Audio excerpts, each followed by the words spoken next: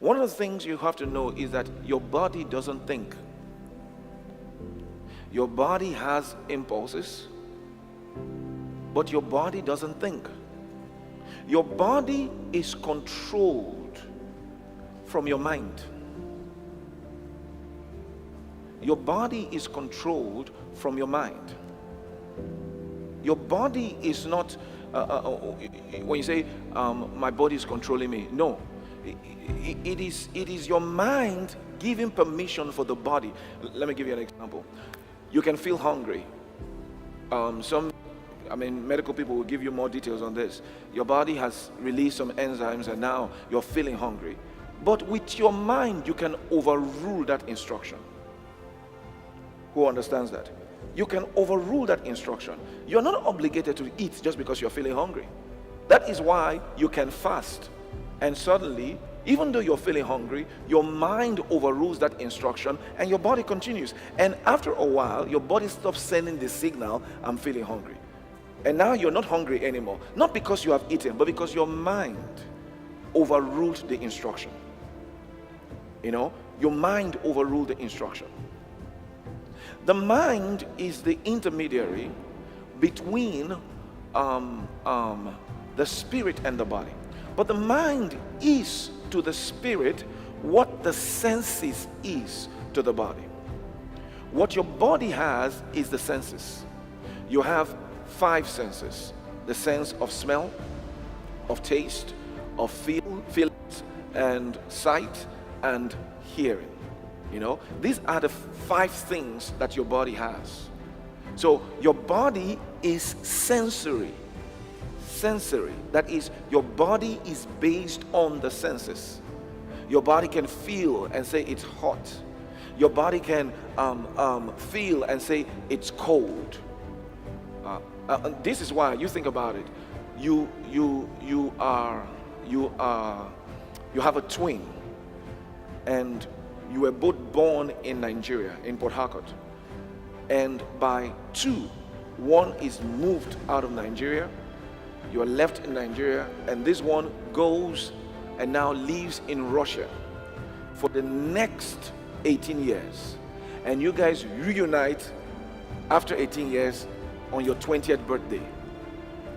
You basically came out from the same womb, have very similar physical, say you're identical twins, but your bodies have been trained, the senses of your body have been trained very differently. Who understands that? Both of you can look the same. Now, you go to visit your friend, your twin in Russia, and you can't stand the cold. You can't stand the cold. You go out, you are shivering, and he's just cool. He's just cool. You look alike. Your responses now are different. Now, he comes over to Nigeria to visit you, and he could barely wear a shirt. You look alike, but he's saying it's hot. He's doing like, he said, hot? I'm feeling cold.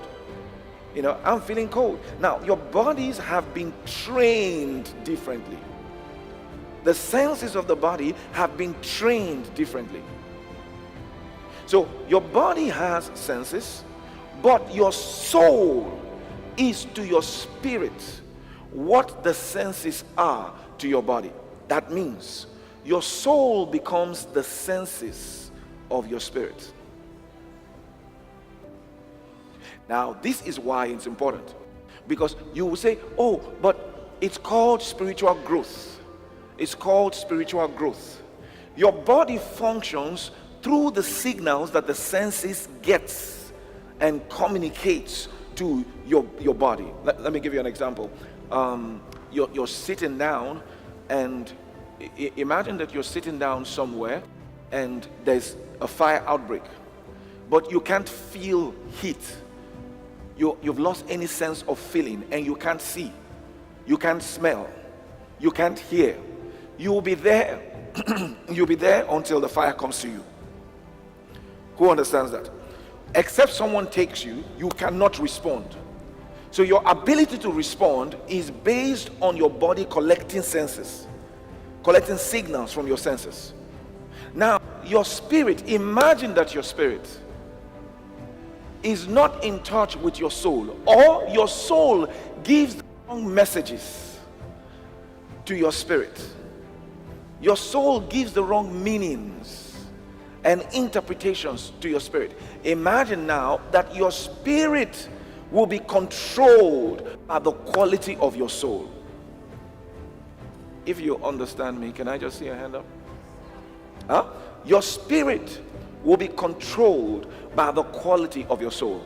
In the book Power of Your Mind, the man of God, Pastor Chris, explains this, and he says your soul is the doorway to your spirit. Is the way to your spirit. That means your soul is the doorway through which information flows from the physical through your soul to your spirit, and also from your spirit through your soul outside. Let's use a very simple example. Speaking in tongues.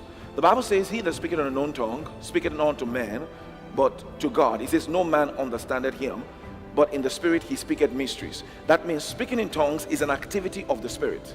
When you're speaking in tongues, it's not an activity of the mind. Speaking in tongues is the ability and the gift that God gives to you to pray to him without your mind. So when you speak in tongues, the Bible says your mind is not edified.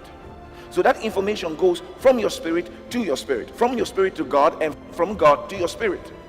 But you need something to come to you through your mind. That is why God now gives you another gift that is called the interpretation of tongues. Because now through the interpretation of tongues, your mind is educated, your mind is edified.